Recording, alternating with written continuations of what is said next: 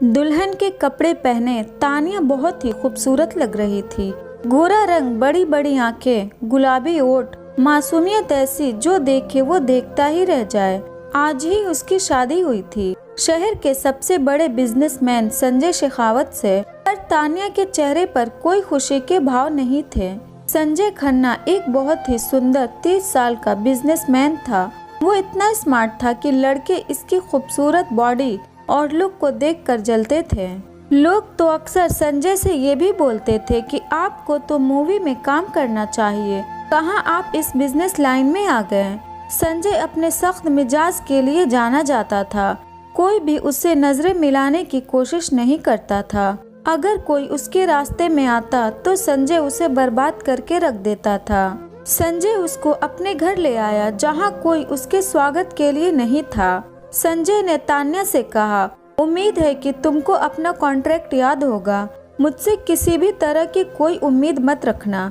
ये शादी हम दोनों की मर्जी से हुई है। तुम्हें जो चाहिए होगा वो सब तुमको मिलेगा। बस मेरी ख्वाहिश कभी मत करना। हम बस 4 साल के लिए पति पत्नी हैं। उसके बाद तुम अपने रास्ते, मैं अपने रास्ते। मेरी निजी जिंदगी में कोई दखल मत देना। अगर तुम चाहो तो अपने बॉयफ्रेंड के साथ संपर्क में रह सकती हो, मुझे उससे कोई दिक्कत नहीं है। हाँ, लेकिन इस बात का पता किसी को नहीं लगना चाहिए। मेरा कोई बॉयफ्रेंड नहीं है, आप निश्चिंत रहें। मैं आपसे किसी भी तरह की कोई भी उम्मीद नहीं रखूंगी, तान्या ने संजय से कहा और संजय से पूछा कि उसका कमरा कहाँ है। संजय ने उसे उसके कमरे का रास्ता दिखा दिया और अपने रूम में आराम करने चला गया। तान्या अपने कमरे में गई और उसने चारों तरफ नजर डाली। कमरा बहुत ही अच्छी तरह से तैयार किया गया था, सादगी से भरा, बिल्कुल वैसा ही जैसा उसे पसंद था। उसने कमरे के बाहर देखा जहाँ बड़ा सा आंगन था जिसमें खूब सारे फूल लगे थे जो बहुत ही खूबसूरत लग रहे थे। उस आंगन में एक झूला भी था जो आंगन के बीचों बीच था। ये सब देखकर तान्या बहुत खुश हुई। वह अपने कपड़ों को बदलकर आंगन में चली गई और झूले पर बैठकर तारों से भरे आसमान के तरफ देखने लगी और सोचने लगी कि वो पहले किस तरह से हमेशा खुश रहा करती थी। उसके कुछ सपने थे जिसको वो पूरा करना चाहती थी, लेकिन कैसे उसकी जिंदगी उस घटना के बाद एकदम बदल गई और उसे इस समझौते की शादी करनी पड़ी। अपनी बीती बातों को याद करते हुए उसकी आंखों से आंसू निकल पड़े। वो एक टक चांद को देखती रही और बीती बातों को याद करते करते वो वहीं उस झूले पर सो गई। सुबह हो गई। संजय अपने ऑफिस जाने के लिए तैयार हो चुका था। वह जाते समय जब आंगन के सामने से गुजरा तो उसने सोती हुई तान्या को देखा। वो सोती हुई बेहद खूबसूरत लग रही थी। संजय उसे देखता ही रह गया। तब उसे याद आया कि उसकी तो शादी हो गई है। अगर वो उसे ना देखता तो वो तो भूल ही गया था कि उसकी शादी हो चुकी है। उसने अपने बढ़ते कदमों को रोक लिया और अपने ऑफिस के लिए निकल गया।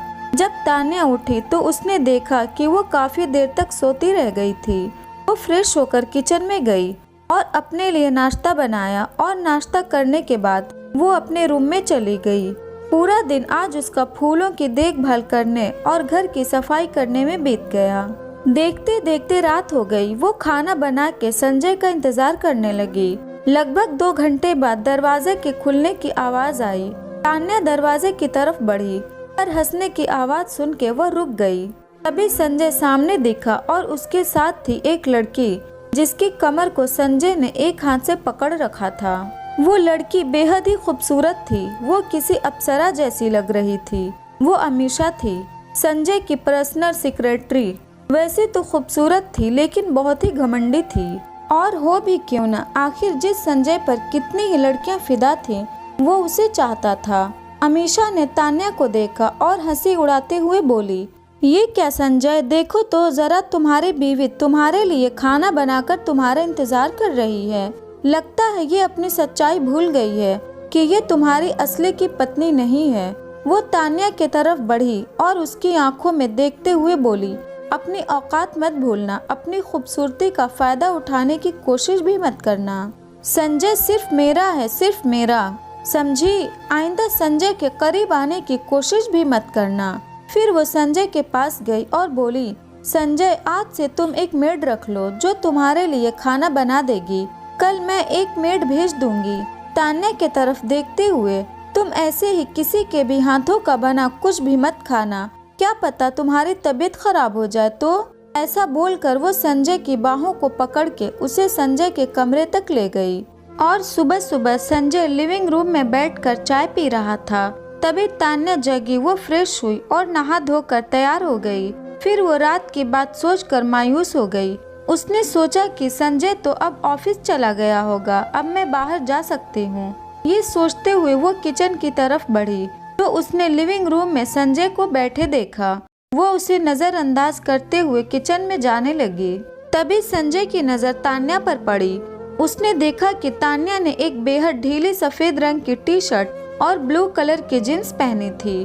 उसने अपने बालों का जूड़ा बना रखा था। संजय ने उसे देखा और उसे आवाज दी, तान्या इधर आ, मुझे कुछ कहना है। आवाज बहुत ही शांत थी, दमदार मगर शांत। उसकी आवाज सुनकर तान्या ठहर गई। उसने संजय की तरफ देखा जो कब से उसे ही देख रहा था। तान्या बोली, बोलिए मिस्टर संजय, मैं आपके लिए क्या कर सकती हूँ। संजय ने उसकी तरफ देखा और बोला, मैंने एक मेड रख लिया है, वो आज से काम पर आ जाएगी और ये कार्ड तुम्हारे लिए, इसमें हर महीने 10 लाख रुपए पड़ जाएंगे, ये तुम्हारे खर्चे के लिए हैं। तान्या ने कार्ड को देखा, फिर संजय को, और बोला, नहीं मैं ये नहीं ले सकती, मैं इतने पैसों का क्या करूँगी, अगर देना ही है तो मुझे आपसे एक इजाज़त चाहिए। संजय बीच में ही तान्या की बात को काटते हुए बोला, मैंने पहले ही बोल दिया है कि तुम आज़ाद हो, जो चाहे वो करो, तुम्हें किसी भी तरह की इजाज़त मांगने की ज़रूरत नहीं है और ये कार्ड तुम्हारा है। जब तक तुम मेरी बीवी हो तब तक ये पैसा तुम्हारे हैं। संजय ये बोलकर उठ खड़ा हुआ ऑफिस जाने के लिए। तब तक तान्या ने बोला, लेकिन मैं अभी। तान्या ने कहा ही था कि संजय ने उसे नाराजगी से देखते हुए कहा, मुझे एक ही बात बार बार बोलने की आदत नहीं है। और ये बोलते हुए वो सीधा अपने ऑफिस के लिए निकल गया। संजय के जाने के बाद तान्या ने कार्ड की तरफ देखा और उसे उठा लिया, पर आज वो खुश थी क्योंकि अब वो अपना वह सपना पूरा कर सकती थी जो हमेशा से ही बनना चाहती थी। तान्या हमेशा से ही एक फैशन डिजाइनर बनना चाहती थी। इसके लिए उसने पढ़ाई भी की थी और अपना खुद की एक कंपनी भी बनाई थी। हालांकि कंपनी बहुत ही छोटी थी क्योंकि उसे कंपनी खोले ज्यादा समय नहीं हुआ था, इसलिए वो इतनी फेमस भी नहीं थी। पर कुछ ऐसा हुआ था कि रातों रात उसे कंपनी बंद करनी पड़ी क्योंकि उस घटना के बाद उसकी पूरी दुनिया ही बदल गई। पुरानी बातों को याद करते हुए उसके चेहरे पर दुख की रेखाएं दिखाई देने लगी। अब उसके पास पूरा दिन था जिसमें उसके पास करने के लिए अब बहुत कुछ था। उसने ऑनलाइन क्लास ज्वाइन की और क्लास के बाद उसने आंगन में जाकर फूलों की देखभाल में लग गई। तभी उसकी डोर बेल बजी।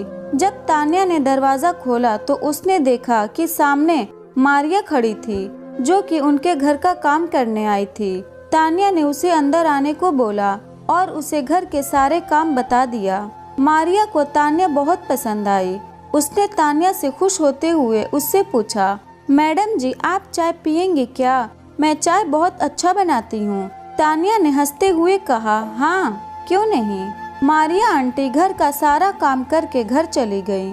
रात काफी हो गई थी। तान्या आंगन में बैठकर तारों को देख रही थी। तभी संजय अमीषा के साथ घर आ गया।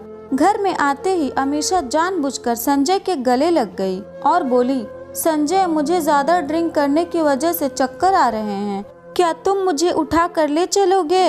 संजय ने अमीषा को गोद में उठा लिया और उसे अपने रूम की तरफ ले जाने लगा। अमीषा चाहती थी कि तान्या उसे संजय की बाहों में देखे और उसे तकलीफ हो, वो ये समझ जाए कि संजय सिर्फ उसका है, सिर्फ अमीषा का।